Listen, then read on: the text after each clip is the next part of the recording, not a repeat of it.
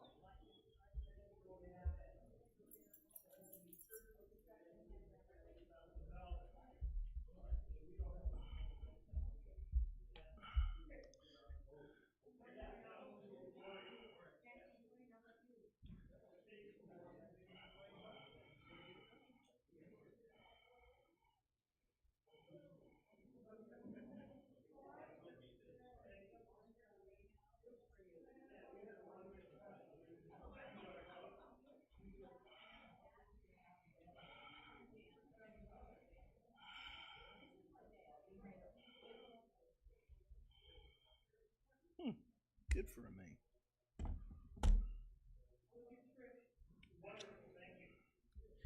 Get you a study sheet if you haven't, Bill. Oh, she got you one.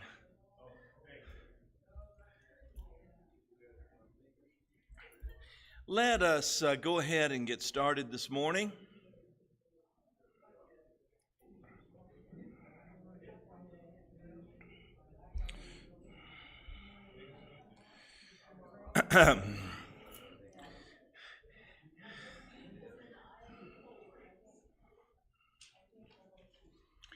Let's go ahead and get started this morning.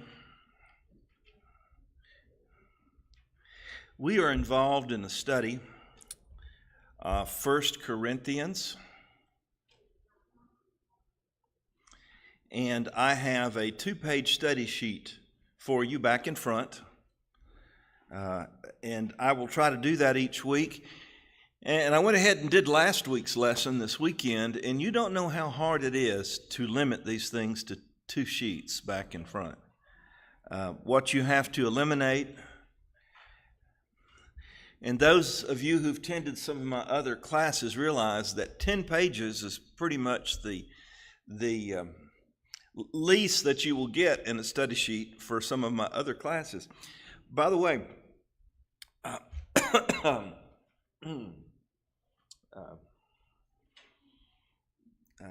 excuse me. Harold, after services, if you would look at this, because I know you would have the perfect solution for it. Our plexiglass stand has a Bible holder here, and it keeps everything from sliding off. Well, half of the Bible holder has broken off, and you might be able to use the pieces to put together another one, but it being plexiglass, I don't know if it would be easy to replace. So I just thought you might want to just look at it sometimes and give us your ideas. Sometimes a little well-placed glue might do a job. I don't know. Again, we're in 1 Corinthians. Last week we were looking at the introduction of 1 Corinthians, and what we did was we saw the establishment of the church at Corinth from Acts chapter 18. We kind of set the stage for everything. This week, we're looking at some other concerns about the introduction to the book. The main thing we're looking at is something called the occasion of the book. The occasion has to do with the situation in history as it existed in Corinth that necessitated Paul to write a letter. Now, 1 Corinthians is a letter. It's an epistle, is the word that is used that describes it. Here you go, so you don't have to walk. I think these are 2, in case you have others joining up. An epistle is a letter, and the thing about it is it's kind of like overhearing a telephone conversation. Let's say that Tina needed to talk to me about something and she rang me up right here. And as I'm talking to her, you only hear half of the conversation, right? Now, Tina speaks loud, so you might hear both sides, but you would probably only hear half of it. That's my half, what I said back to her. How are you going to figure out what she said? If you're listening to it and you want to know what was going on, how can you figure out what she said? From my responses. So you kind of have to listen for clues. All right. That's the way it is with a letter. Whenever we read a letter, we don't understand, or we can't totally understand what it's saying until we understand why he said it. Yes? Context, and in this case, you have no way of knowing the context except by reading the whole thing, maybe studying a little bit about Corinth, and we have a lot of history about Corinth, and we have history about the establishment of the church in Acts 18. So we already kind of a step ahead in all that. But you're right, we have to look at the context. And so when we study a book, we have to examine its context. Remember this, and it may sound odd to you. The Bible wasn't written for us. I'm sorry, let me change it again. The Bible wasn't written to us, was it? Nearly everything in here was written to somebody else. It was written to Christians. But we do believe the Bible was written for us, correct? All right, because I said that wrong in the beginning. The way that we find out what is for us is by figuring out why he wrote it to the people he wrote it to.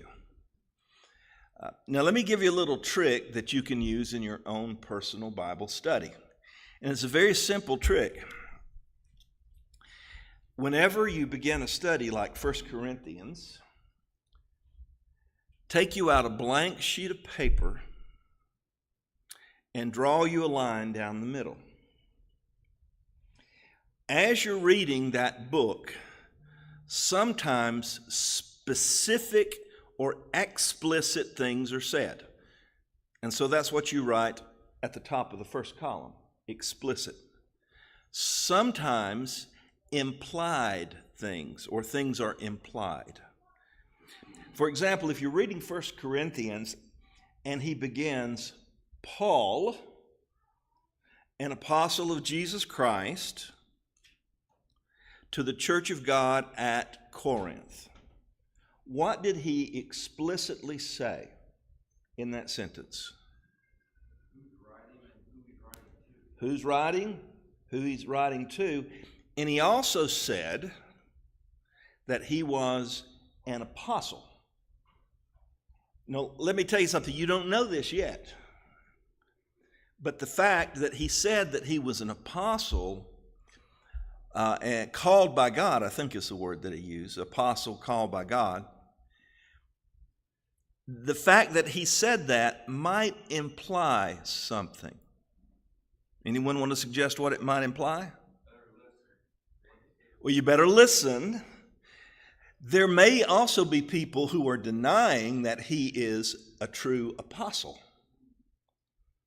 And we're even going to see a little bit about that today. So that would go over in the implied column.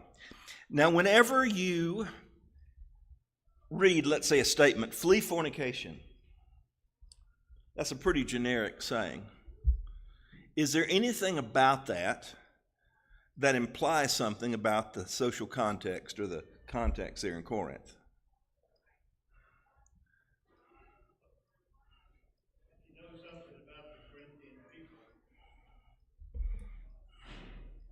Okay, it may imply that there's a problem with fornication there. It may or may not imply that. That could be just a general exhortation because that's a sin that most people would have a problem with. But it could mean that there's a problem. But when Paul says something like, it is told, or I have heard, that there is fornication among you, like that which is not found even among the Gentiles, what can you assume from that statement? That they have a problem somewhere and somehow, you see. So, and here's the reason I say this is good to do this, and it doesn't take long, the length it takes you to read a book, but just jot down what is explicitly said and maybe what is implied by what he says. And that will give you a good idea how to get a picture of the context just within 1 Corinthians itself. Yes, sir? That's why I like to have a study Bible. Uh-huh. That has an introduction that kind of goes through all that stuff. And that is a wonderful idea. There are so many Bible tools. But there is a question that we always need to ask ourselves when it comes to Bible study. Who am I going to trust? All right, somewhere or the other down the line, you're going to have to trust someone. What version are you reading out of? NIV? Anyone else? New King James Version? Anyone else just want to suggest a version that you... Some of you may be ESV, some of you may be... Pardon? N8, New American Standard Bible. Yeah, so you know, do you trust the words of your version? Especially when I compare it with whoever has other versions. And that's good. You see, you're playing the game of who do you trust. Because if you can't trust your translation, what are you going to have to do? You're going to go have to learn the original languages, and then you're going to have to research about what those words mean. So somewhere along the line, you're trusting somebody, okay? Along that line, we always need to ask ourselves, who are we going to trust? So you said you have a study Bible, and that's good. They have that whole introduction. And to tell you the truth, when it comes to the introductory matters, that's often what I do.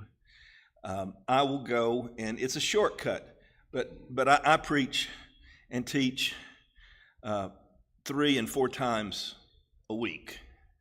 You know, for me to do the research that I need to do on a single lesson, even having studied it for 42 years, would probably take me 20 hours a lesson. So sometimes I take shortcuts. I try to read widely, like you said, and use the work of other people, but still, you have to play the game of who do you trust. One way for you to study the Bible before you go to those resources would be, as I said, a sheet of paper down the middle. Now, you would probably have no indication of when it was written. You may have little indication of what the Church of Corinth might have been like, and that's the reason we have classes such as this. So while we're playing the game of who do you trust, you could come to a class like this, and you could sit and listen to me, and you could take notes, and you can say, well, I put my full trust in Joey. And that's good and fine until one day you realize that I messed up. And that's been known to happen. And if you haven't seen it yet, you probably will. So you have a responsibility, right, in what you hear and believe. So that is a reason personal Bible study is good as well. And that's the reason I give you the handout sheets. This is just a kind of a summary, a way for you to read things and to go back to it. All right. Well, the reason I say this is that in the very beginning of this lesson, we have the occasion of 1 Corinthians. Why was 1 Corinthians written? Well, Paul left Corinth and he went to minister in Ephesus.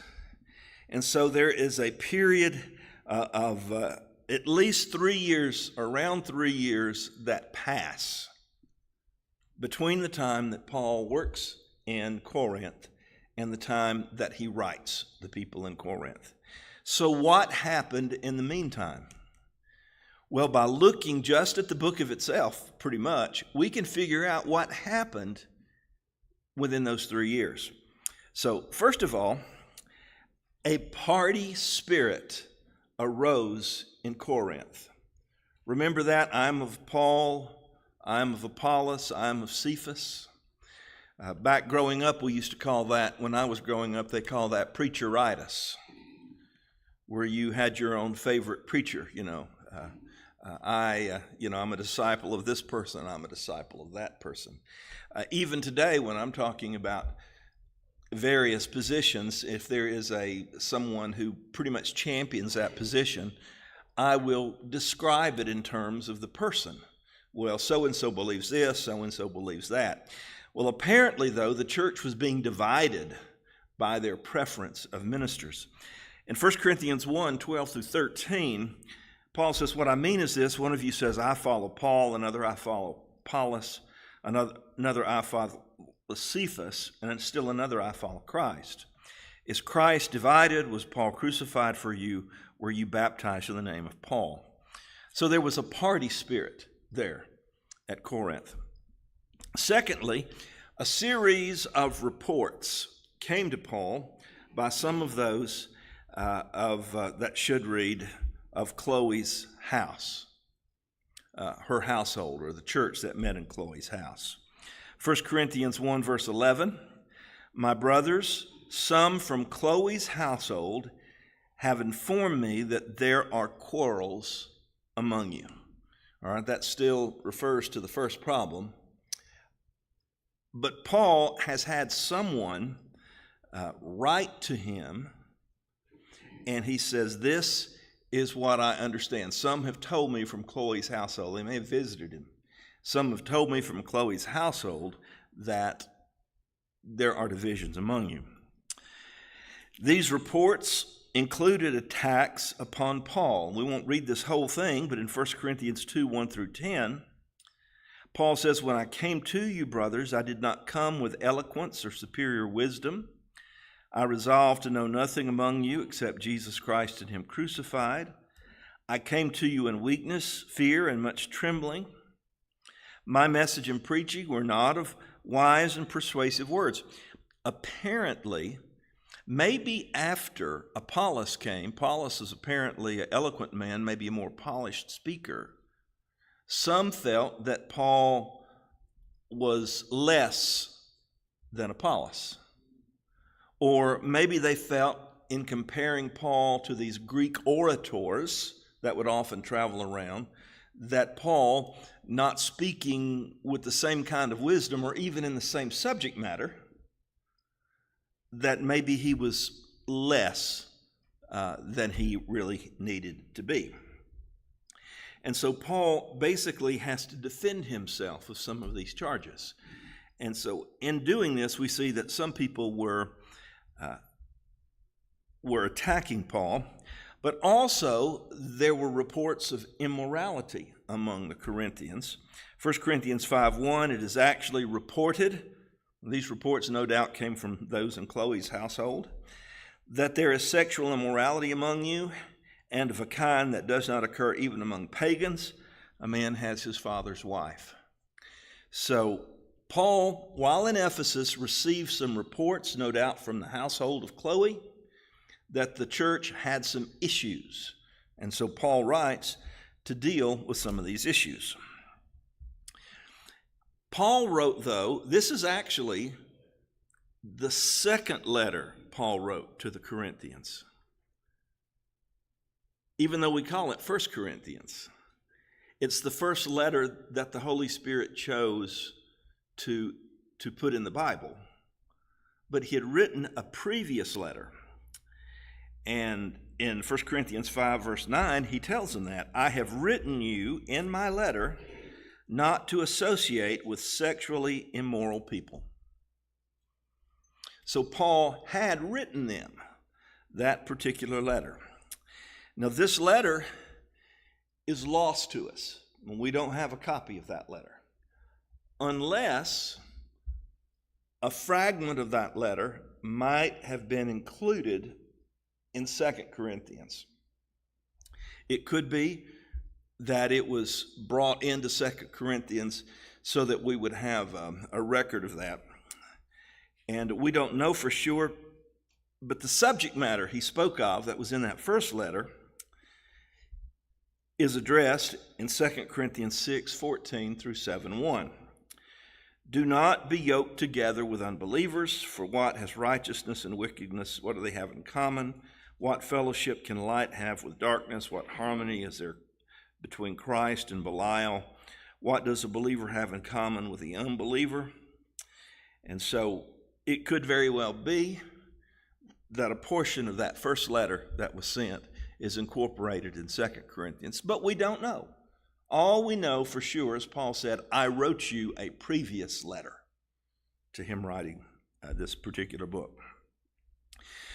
Not only that, but the Corinthians wrote to Paul. In 1 Corinthians 7 and verse 1, now for the matters you wrote about, it is good for a man not to marry. So they had written Paul and asked a number of questions. As a matter of fact, in some ways, the first part of Corinthians deals with reports he had heard from the household of Chloe, and much of the second half of 1 Corinthians deal with the questions they had asked him. So you see, just by looking at hints and clues within the book itself, we can almost begin to get a picture of what's going on and why Paul wrote the things that he did. A delegation came from Corinth. Stephanas, Fortunatus, Achaicus, with news from Corinth. That's 1 Corinthians 16-17. He says, I was glad when Stephanas and all these other guys arrived, because they have supplied what was lacking from you. What was lacking? They supplied what is lacking from you. What do you think that was? Willingness to deal with immoral issues. Could be. Remember, Paul was a missionary. And so he wasn't established in any one place, and he had to be supported. And often, if you recall, Paul refused to let the people he was working with at that time support him. So he often received contributions from people from other places. So this delegation came from Corinth. They brought, no doubt, some sort of physical need for him, some sort of supply for that need. And at the same time, they probably gave him some more information with what was going on at Corinth.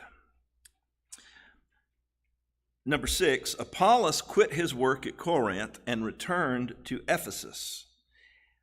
Even under Paul's urging, he refused to go back to Corinth. 1 Corinthians 16, 1 and 2, I think I missed that scripture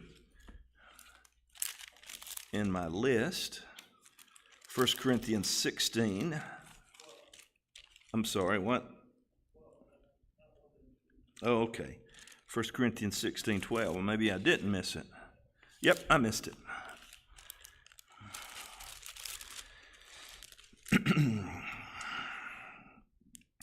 Now about our brother Apollos. I strongly urged him to go to you with the brothers. He was quite unwilling to go now, but he will go when he has opportunity. All right. Here is where implied information is involved. Why might Apollos not have wanted, quite unwilling, Paul said, to go back to Corinth? Why do you think that's the case? And this is all speculation, so please be wild in your guesses. Pardon? He might have been busy with something else. I don't think, that was the first thing that hit me. He didn't want to be in that mess. He didn't seem to want to be in the situation. And it might have been he might not have wanted to be in the situation where he was being put forward as being better than Paul, because some were following him, and the only way to get out of that situation is to leave. Go ahead. When Apollos first met Paul, he came from Alexandria, and he was not fully informed about the ministry of Jesus. So he had to be educated. Maybe he was still not strong enough yet, because he was still learning about Jesus. I wish I knew what the statistic, that's a good, I need to repeat what you said, I'm sorry.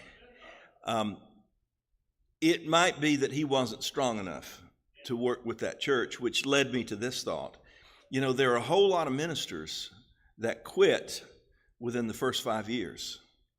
Do you know why? Because in their Sunday school classes, in their college classes, or their preacher classes, they taught them about the Bible, but they didn't teach them anything about working with people. It's tough to work with people. Around about my 5th year, I said, I want to do anything but preach. And so I went back to school and started working on a master's in psychology. I said, I'm going to find me something else to do. Well, that wasn't God's plan. But that could have been the case with Apollos, right? I mean, he could have went to Corinth, slap dab in the middle. That's a good phrase. Do you use the word slap dab here? Slap dab in the middle of a bunch of trouble. And maybe he didn't want to stay there. Any number of reasons. But you see, that can all go over in the applied column. The information alone may be incorrect, but it may give you a better idea of what's going on there at Corinth. Paul sent Timothy to Corinth, 1 Corinthians 4:17. He says, and where am I now? For this reason I'm sending you Timothy, my son, whom I love, who is faithful in the Lord. He will remind you of my way of life in Christ Jesus, which agrees with what I teach everywhere in every church. So I'm sending you Timothy. Paul couldn't be there, so he said, I'm sending you Timothy. However, Paul did not expect Timothy to get there before the letter did. And maybe this is because if you go back and read in Acts, Timothy was going there by way of Macedonia. So he was going to take a circuitous route down to Corinth. And so Paul did not expect Timothy to be there in time. And finally, number 8, Paul wrote 1 Corinthians from Ephesus. 1 Corinthians 16 and verse 8, but I will stay on at Ephesus until Pentecost. So that's where he was. He was in Ephesus when he wrote it. So all these things, we get a picture of who Paul is, maybe a picture of what the problem was there in Corinth. We get an indication, we'll see this in a minute, of the date that it is written, and even where Paul was when he wrote it. So, do you have any comments or questions you want to make in regard to the occasion of the letter? Go ahead, Donald. It's important to remember that Paul directly heard the words of Jesus. Apollos did not. That's right. Apollos was a disciple of John the Baptist, and it could very well have, or we assume that's the case, and it could very well have been secondhand, without being one of Jesus' disciples. Paul, of course, met Jesus on the road to Damascus, so he did have a face-to-face encounter with Jesus. Any other questions? Comments? The date. The great thing about 1 Corinthians is there are few things in the Bible that we can really date as precisely as we can Paul's time in Corinth, his writing of the book. And basically what it comes down to is the Gallio inscription. Remember, in Acts 18, Paul was brought before Gallio, the proconsul. And the proconsul only served for 1 year.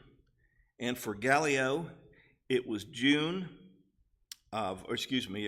1st of I'm thinking, and this is wrong.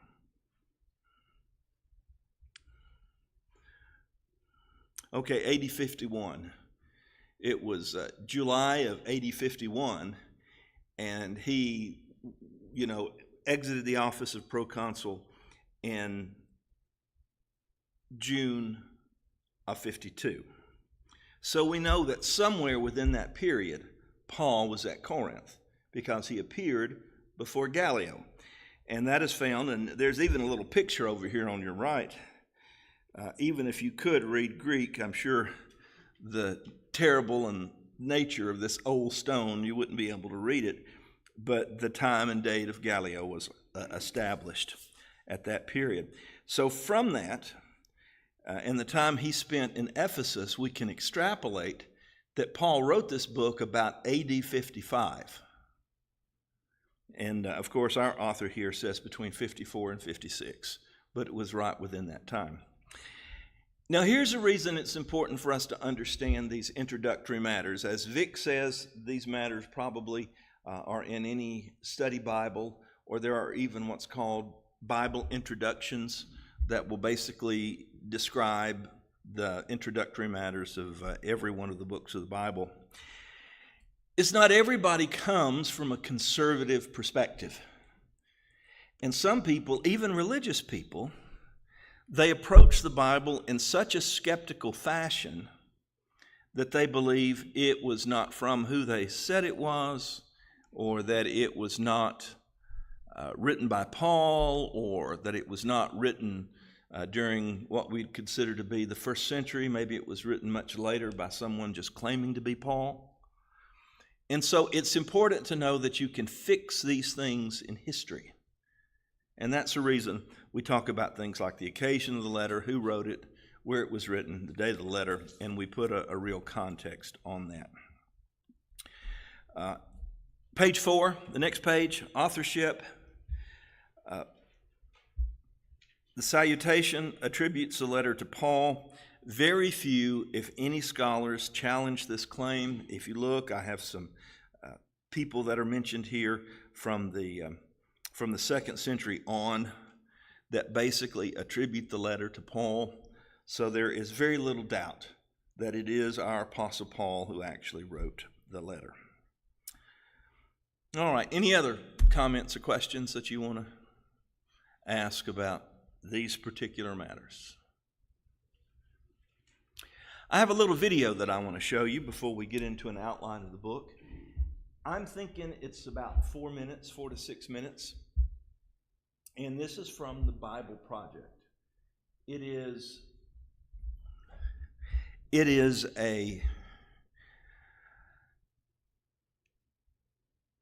not copyrighted in the sense that it is free for us to show it in our Bible classes.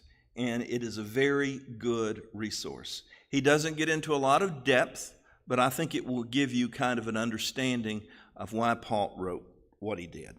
Let's play that. Paul's first letter to the Corinthians, written to a church community that Paul knew really well. Corinth was a major port city in the ancient world and had lots of temples to Greek and Roman gods. It was a big economic center, and so Paul strategically came here as a missionary. He spent 1.5 years there getting to know people, talking to them about Jesus, and a whole bunch of people became followers of Jesus and formed a church community. You can read about all of this in Acts chapter 18. So after a while, Paul moved on to start churches in other cities, and he started getting reports that things were not going well at all back at the church in Corinth. It was plagued by all kinds of problems, and that's why he wrote this letter. It's broken up into 5 main parts along with a final greeting. And these 5 sections correspond to 5 main problems that Paul is addressing. And so the letter reads like a collection of short essays on different topics, but there are these core ideas that unite all of the pieces together. So here's what he does in each section. He describes the problem, but then he always responds to that problem with some part of the story of the gospel, which is the good news about Jesus. And he shows how they're actually not living out what they say they believe. And so this letter is all about learning to think about every area of life through the lens of the gospel. So let's dive in and see how he does it. In chapters 1 through 4, the problem is that there are these divisions in the church. There are some other teachers who had come through town since Paul left, a guy named Apollos and then Peter, and people had picked their favorite teacher and then became groupies around that leader, and then started to talk bad and disrespect people who favored another leader or teacher. And so Paul, his response to this is kind of sarcastic and sharp. He says, you have to be kidding me, right? The church is not a popularity contest. The church is a community of people who are centered around Jesus. Its leaders and its teachers are simply servants of Jesus. So while you might prefer one leader more than another, it's not worth dividing over and certainly not speaking poorly about each other. The center of the church is Jesus and the good news about who he is and what he's done. In chapters 5 through 7, Paul addresses some problems related to sex. There were a number of people sleeping around in the church, one guy with his stepmother, a number of other people still worshiping at the local temples to Greek gods and sleeping with the prostitutes who worked there. Not only that, but there were people in the church who were saying that this was all just fine. They said, hey, we're free in Christ. God's grace is bottomless, right? It's fine. Paul says it's not fine. And with the gospel in hand, he shows just how wrong-headed this kind of thinking is. He says, remember, first of all, Jesus died for your sins, including the ruin of broken relationships that's caused by sexual misconduct. And so if you're a Christian, sexual integrity is one of the main ways that we respond to Jesus' love and grace.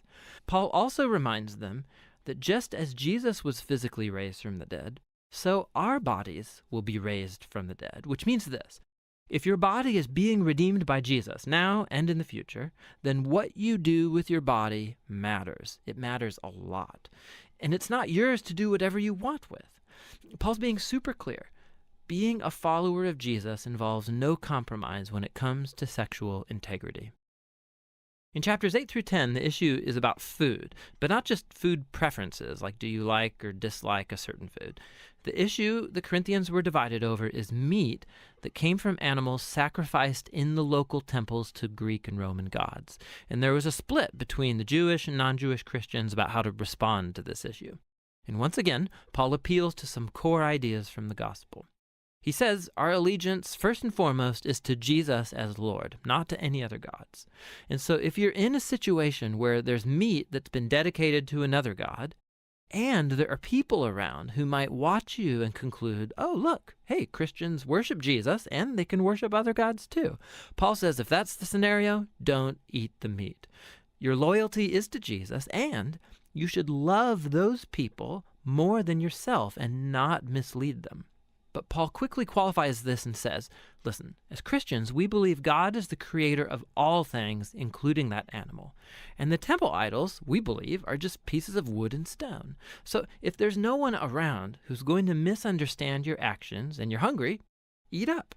You're free as a new human in Christ to follow your conscience in these kind of debatable matters. So what makes it okay in one situation to eat, but not in the other? The core principle is love. Love will deny itself and look out for the well-being of other people. And love, God's love, is at the core of the gospel. It's what Jesus did when he died for us, and so Paul says it's what Christians should do for other people. In chapters 11 through 14, Paul moves on and addresses problems in their weekly worship gathering. There were some people who were having really powerful spiritual experiences in the gathering, and so they would start praying out loud in unknown languages. There were other people who might start sharing a teaching or a word from God, and then someone would get up and interrupt them because they wanted to share. And it all was really chaotic, and it was distracting people, especially visitors, from hearing the gospel. So in these chapters, Paul helps them think, first of all, about the purpose of this gathering, to help them see what kind of behaviors are appropriate. He says the gathering is a place where God's Spirit should be working through everybody, and it should happen in a unified way. So he develops this cool metaphor about the church as a human body. It's one, but it has all these different parts. And each part serves a unique and important role. So he goes on to name a whole bunch of things that the Spirit does through all these different people, all for the building up of the church. That's a key phrase in these chapters.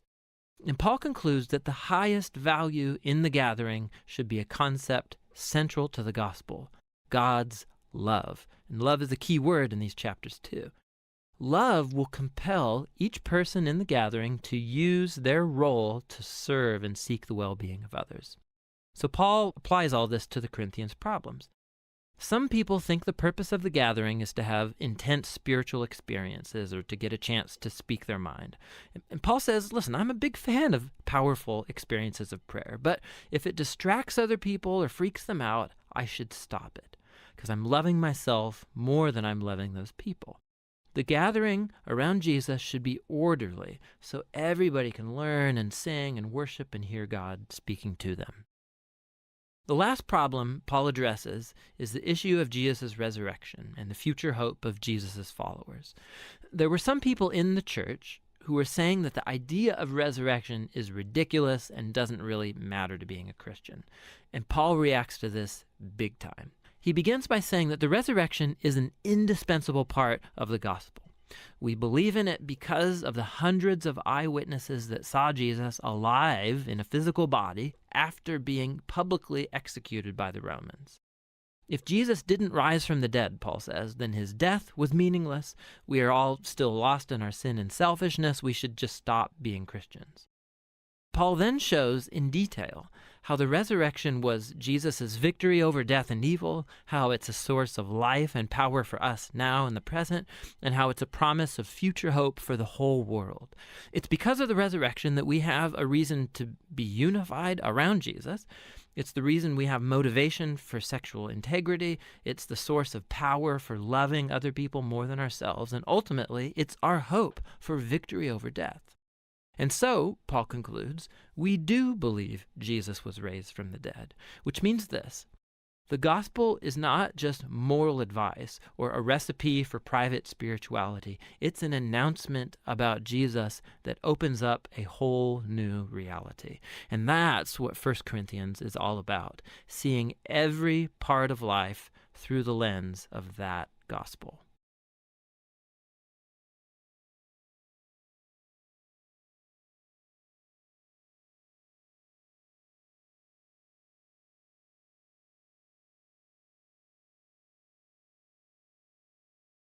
Of page 4. Get full video lessons at.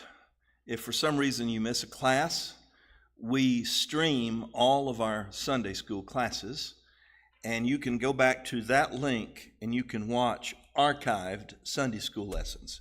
I don't know how long we've been doing it, but I know they have been doing it for the last 3 years.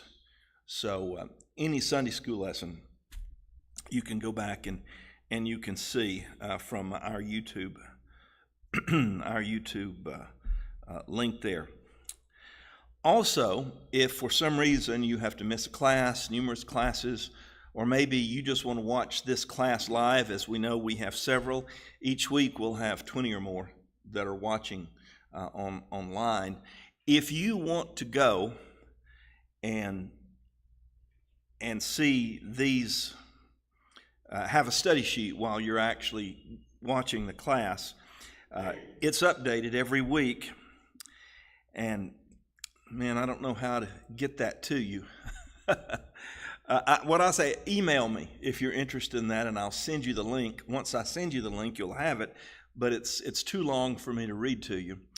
But you can go to that link, and those of us here can see that link at the bottom of the page, and you can type that link in. And you will get, I actually have a printout of this video, the finished product, at that link as well, if you want to print it out.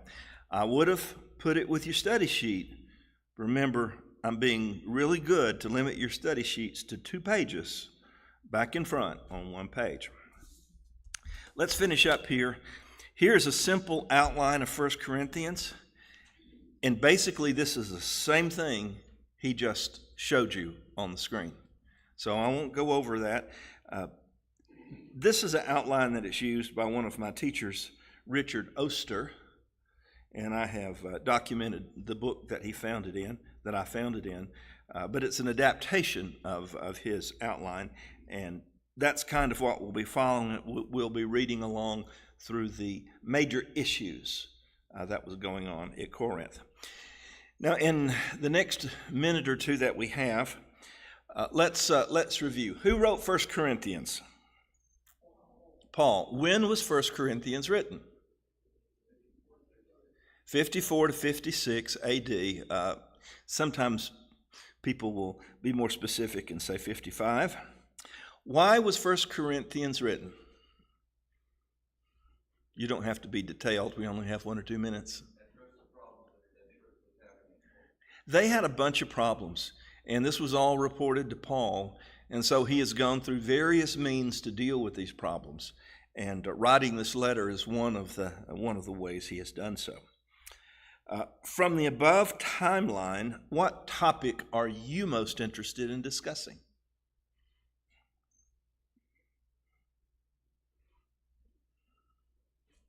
Donald, did you have a? I was going to say, I lost my train of thought. That's all right. What topic would you be most interested in discussing? Yes, sir. The essence of Jesus' resurrection. The resurrection. Okay, that'll be toward the end of the study.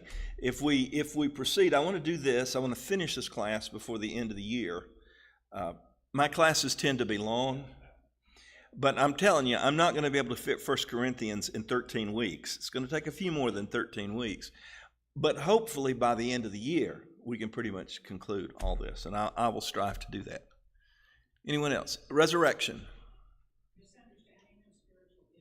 Misunderstanding of spiritual gifts. Any others that you're most interested in? Disunity in a community setting.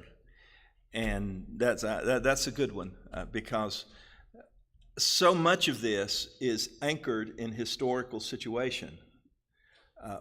But unity is an issue that still plagues the church today. Yeah, or disunity.